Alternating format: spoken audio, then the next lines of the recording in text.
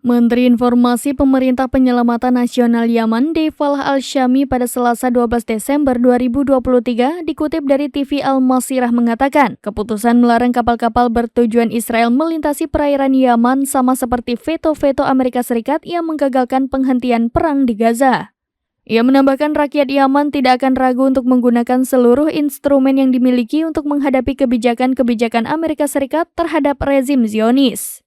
Baru-baru ini sebuah rudal yang ditembakkan Yaman mengenai kapal tanker Norwegia yang membawa minyak ke Israel sehingga menyebabkan kapal terbakar serta mengalami kerusakan.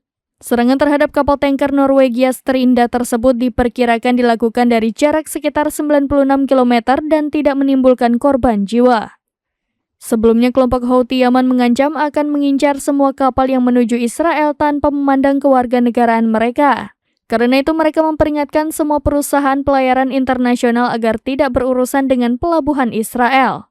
Para pejabat Houthi menyebut apa yang mereka lakukan sebagai bentuk dukungan terhadap Palestina.